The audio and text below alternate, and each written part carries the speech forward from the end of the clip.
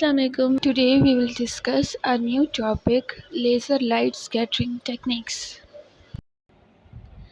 A change in the direction of motion of a particle because of collision with another particle is known as scattering. Scattering तो एक simple सा phenomena है जो कि आप सबको पता ही है कि जब भी कोई पार्टिकल किसी दूसरे पार्टिकल के साथ या फिर किसी दूसरे ऑब्जेक्ट के साथ स्ट्राइक करता है और फिर अपनी डायरेक्शन को चेंज कर ले तो उस फिनोमेना को हम कहते हैं स्कैटरिंग। और जब हम बात कर रहे होते हैं लाइट की कि लाइट स्ट्राइक हुई है और उससे डायरेक्शन अपनी चेंज की है तो उस फिनोमेना को हम क्या कहेंगे? Light scattering. Laser light scattering also known as laser diffraction, laser diffractometry, Fraunhofer diffraction और माई स्कैटरिंग। इसको फ्रॉनहोफर डायफ्रैक्शन और माई स्कैटरिंग इसलिए कहते हैं क्योंकि इन दो फिजिसिस्ट ने काम किया था डायफ्रैक्शन और स्कैटरिंग ऑफ लेज़र लाइट के मेथड्स पर। ठीक है, अगर हम लेज़र डायफ्रैक्शन या लेज़र स्कैटरिंग मेथड्स पर की जनरल मेथड की बात करें तो उसमें हम एक सैंपल लेते हैं, एक particulate sample.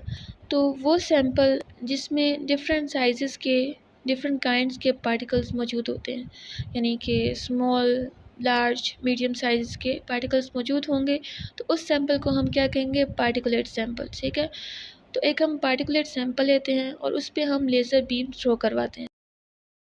Laser beam throw करवाने से क्या होगा कि ज़ाहिर सी बात है लेज़र बीम जाएगी और जाके पार्टिकुलेट सैंपल के पार्टिकल्स के साथ स्ट्राइक करेगी। सही है, स्ट्राइक करेगी और उसकी अपनी डायरेक्शन को चेंज करेगी। ठीक है, हमें पता है कि पार्टिकुलेट सैंपल में डिफरेंट साइज़ेस के पार्टिकल्स हैं, तो वो डिफरेंट साइज़ेस के पार्टिकल्स लाइट को डिफरेंट एंगल्स पे स्कैटर करेंगे।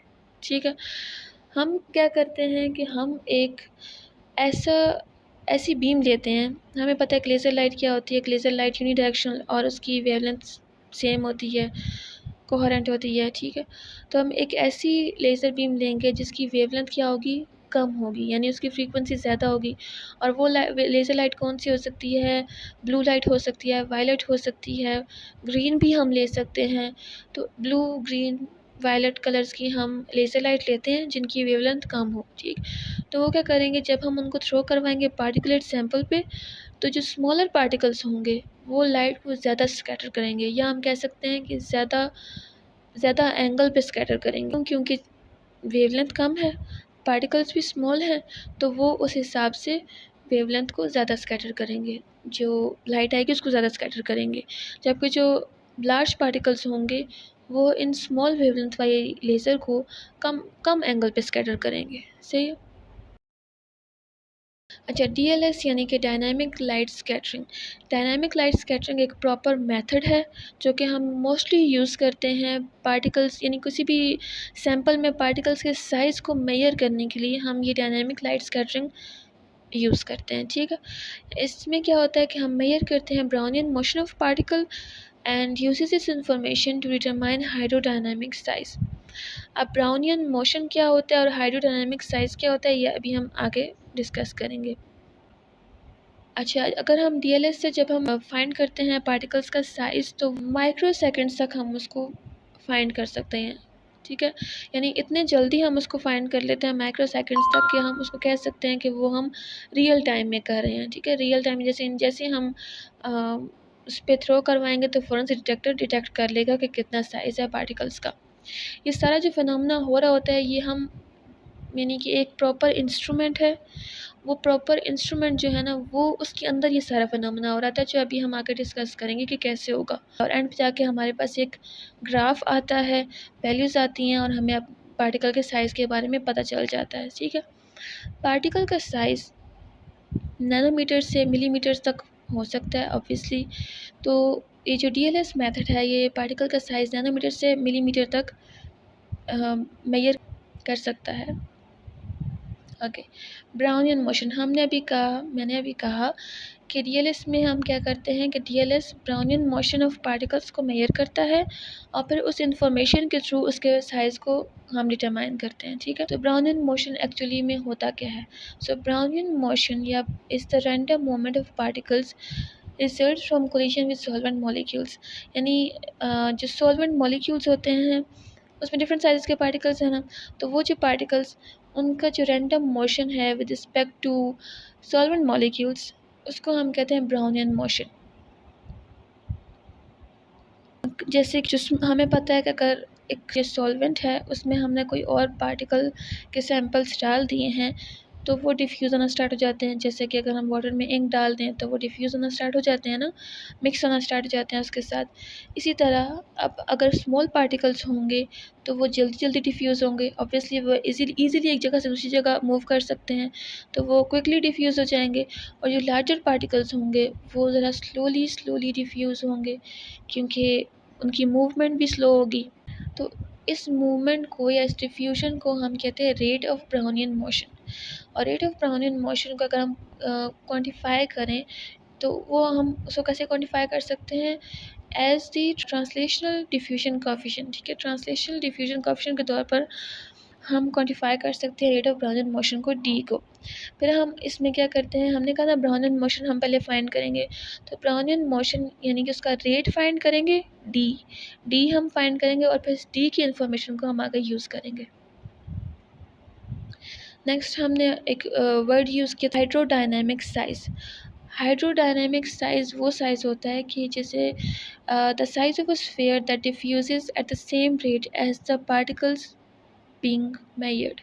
यानी जिस तरह यहाँ पे दो पार्टिकल्स आपको दिखाया गया, पार्टिकल्स तो किसी भी शेप के हो सकते हैं ना, तो ये एक जो सिलेंड्रिकल शेप का आपको पार्टिकल नज़र आ रहा है, ये एक पार्टिकल है और ये जो स्फीयर है ये उसका हाइड्रोडायनेमिक साइज्ड पार्टिकल है।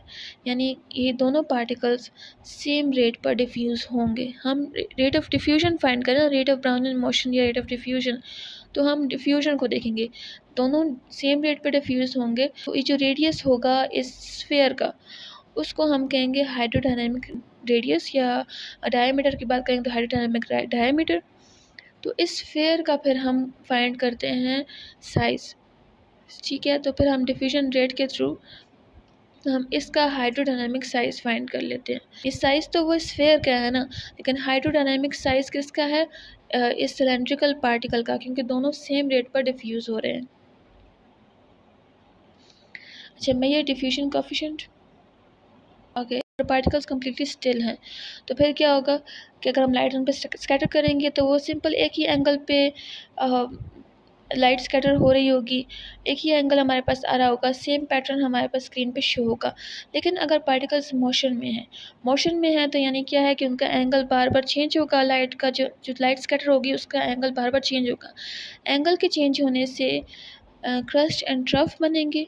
क्रस्ट एंड ट्रफ बनने से हमारे पास स्क्रीन पर डिफरेंट टाइप्स के पैटर्न्स शो होंगे। ठीक है, और अगर हम उसको एक ग्राफ के थ्रू शो करें, आपको ये ग्राफ नज़र आ रहा होगा, इसमें दिखाया, ये देखें, टाइम के साथ साथ इंटेंसिटी में चेंज आ रहा है। इंटेंसिटी में चेंज क्यों आ रहा है, क्योंकि पार्टिकल्स क्या कर रहे हैं, मूव कर रहे हैं। ठीक है, एक जगह से दूसरी जगह डिफ्यूज़ हो रहे हैं ना, मूव कर रहे हैं तो डिफरेंट, कहीं पर एंगल के ज़्यादा एंगल पे स्कैटर करेंगे, कहीं पर स्मॉल एंगल पे स्कैटर करेंगे। तो इस एंगल के डिफरेंस की वजह से हमारे पास इंटेंसिटी में डिफरेंस आएगा।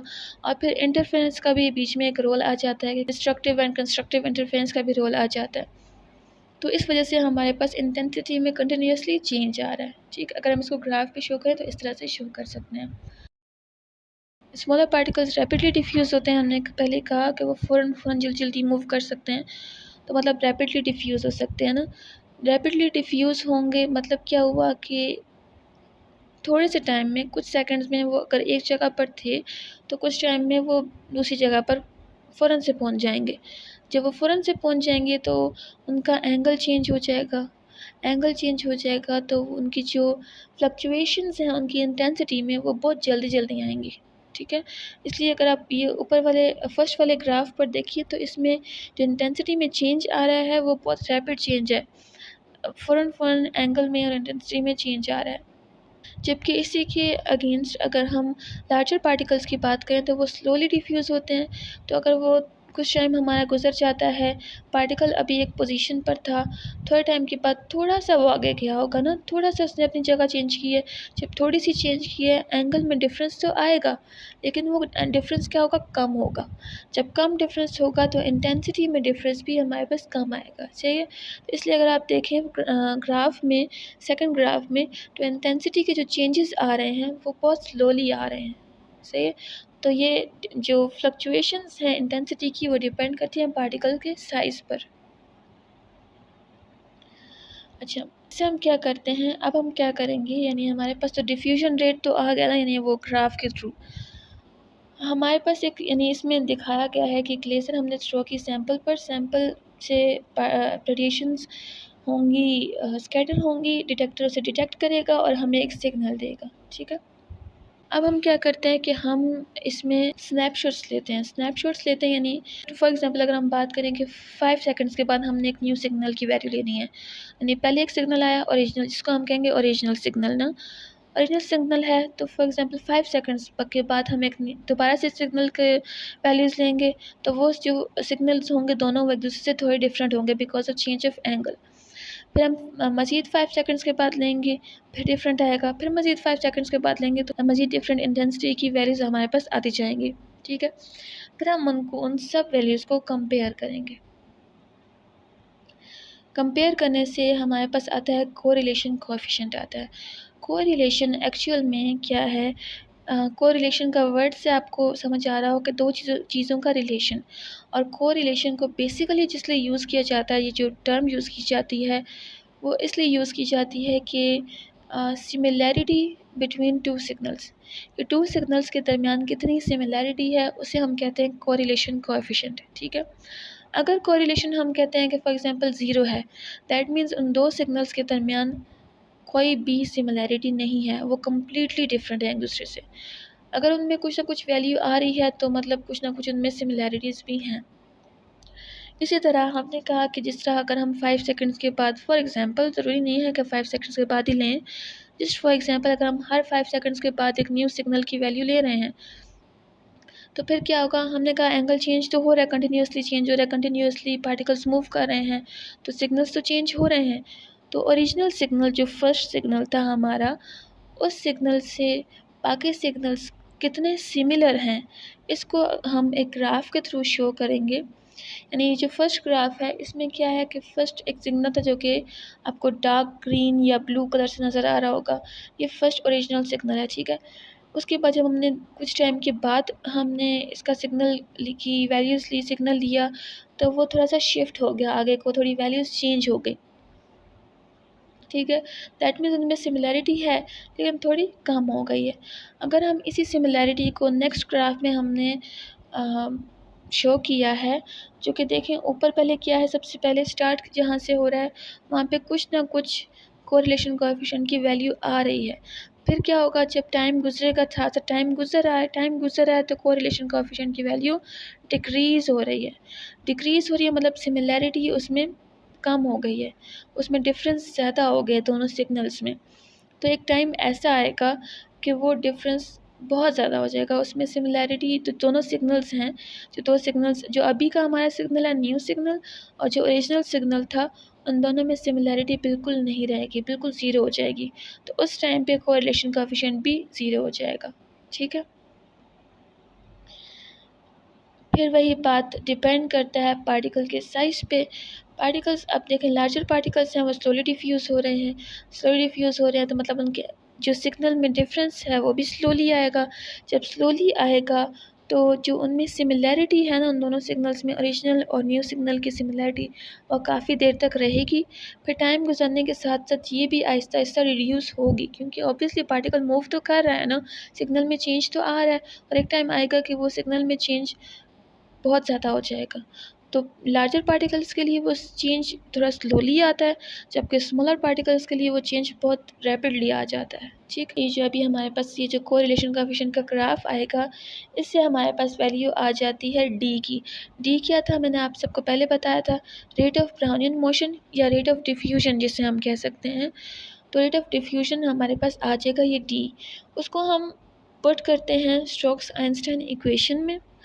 ये इक्वेशन सबसे पहले दी थी आइंस्टाइन ने, जो कि स्टोक्स ब्राउनियन मोशन पे उन्होंने काम किया था अपने पीएचडी थीसिस में, तो तब उन्होंने हमें ये इक्वेशन दी थी। तो इस इक्वेशन में जो डी एच है हाइड्रोडायनामिक डायमीटर, के है Boltzmann constant, T absolute temperature, and eta है विस्कोसिटी, डी डिफ्यूजन कोएफिशिएंट।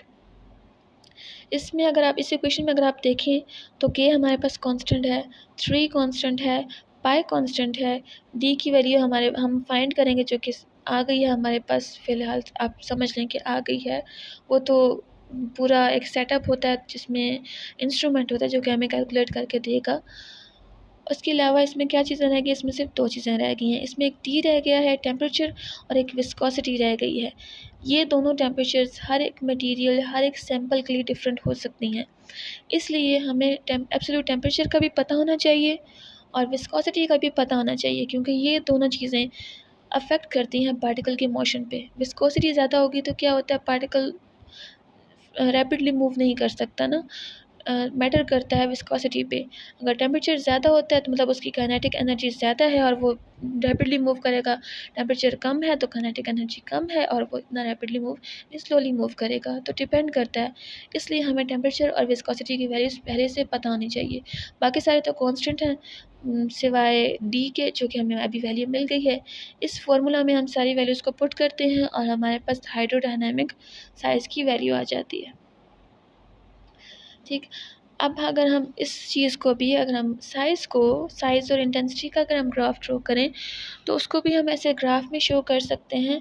आप देखें तो जो स्मॉलर साइज़ है वहाँ पर इंटेंसिटी की वैल्यू थोड़ी कम आ रही है, जबकि जो लार्जर साइज़ पार्टिकल्स हैं वहाँ पर इंटेंसिटी की वैल्यू ज़्यादा आ रही है।